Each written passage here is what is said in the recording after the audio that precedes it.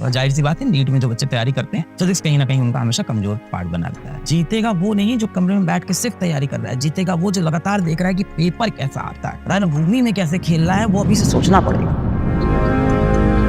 अब आप एक सिपाही से बोलो क्या उसको इस तरह से सीढ़ी चढ़ना, रस्सी चढ़ना, पहाड़ पे चढ़ना, स्विमिंग करना ये सब क्या इंटरेस्टिंग लगता होगा? हो सकता हो एक दिन लगे भी, रोज रोज तो नहीं लगता होगा, पर रोज आके सुबह वो 1 घंटे ग्राउंड के 5 चक्कर लगा रहा है, रोज आके वो सीढ़ियां चढ़ रहा है, वो पत्थर तोड़ रहा है, मजबूत कर रहा है खुद को। किस लिए? क्योंकि वो अपने आप को तैयार कर रहा है लड़ाई वाले दिन के लिए, कमांडो के लिए। उसको भी वो चीज बोर लगती होगी बेटा। और आप देखो सिपाहियों को भारत माँ की रक्षा करनी है, उनके अंदर ये इतना डीप ये फीलिंग बैठ चुकी है ना उनके अंदर कि उन्हें कोई चीज स्टार्ट नहीं कर पाती। और मैं आपको एक और सच बताता हूँ, कठिन है, बोरिंग लगता है, मैं मानता हूँ, मुझे भी लगता था। फिजिक्स में एक चैप्टर को आप 10 दिन पढ़ना, खूब अच्छे से पढ़ना। फिजिक्स में एक चैप्टर को 10 दिन पढ़ना, खूब अच्छे से, उसके 100 सवाल प्रैक्टिस कर लेना, उसके 150 सवाल प्रैक्टिस कर लेना। कोई गारंटी नहीं है कि एग्जाम में आने वाला सवाल आपसे अभी भी हल हो जाए। डिफाइंड ही नहीं है ना, सवाल किसी भी फॉर्मेट में बन सकते हैं, क्वेश्चन की भाषा कैसी भी हो सकती है, न्यूमेरिकल वैल्यू कैसी हो सकती है, कैलकुलेशन में समय लग सकता है। ऑल्दो बहुत ज्यादा कैलकुलेशन नहीं कराता है आज के समय में, तो बिल्कुल नहीं करा रहा है, पर वहाँ पे case by case question different हो सकता है। यहाँ चांसेस ज्यादा है, स्कोप नहीं है बहुत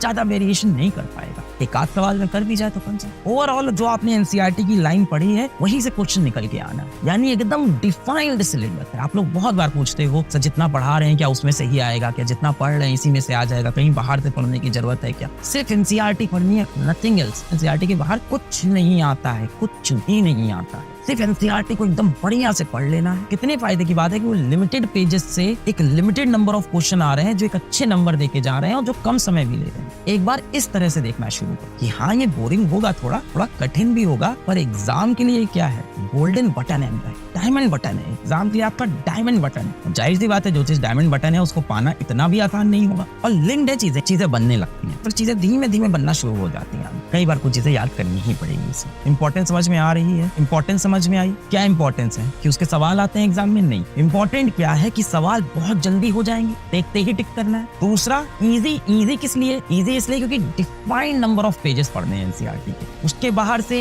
150 न्यूमेरिकल कर लो, हो सकता है एग्जाम में 151 न्यूमेरिकल आया हो, और फिर ये डिपेंड करता है आपकी कैपेबिलिटी पे, आपको कॉन्सेप्ट कितना अच्छा समझ में आया था कि आप वहाँ हल कर पाओगे कि नहीं कर पाओगे। जाहिर सी बात है नीट में जो बच्चे तैयारी करते हैं फिजिक्स कहीं ना कहीं उनका हमेशा कमजोर पार्ट बना रहता है, क्योंकि वो मैथ से भाग रहे कर लेते हैं, अपने नंबर सिक्योर कर लेते हैं, ये अपने नंबर सिक्योर कर लेते हैं और टाइम सिक्योर कर ले। 8 पंजे 40 सेकंड, यानी 1 मिनट के अंदर आपके सवाल हो चुके हैं सारे। चलो मैं बहुत ज्यादा नहीं बोलता हूँ, एक नहीं बोलता हूँ, मान लो 2 मिनट के अंदर, 2 मिनट के अंदर एग्जाम में आप 8 सवाल सॉल्व कर रहे हो। स्पीड आपको मिल गई है। कितना समय बचाएगा अब आपके कठिन कार्य, मेहनत का कार्य जहाँ पे सॉल्व करना है, कितना समय बच जाएगा? जीतेगा वो नहीं जो कमरे में बैठ के सिर्फ तैयारी कर रहा है, जीतेगा वो जो लगातार देख रहा है कि पेपर कैसा आता है, रणभूमि में कैसे खेलना है वो अभी से सोचना पड़ेगा।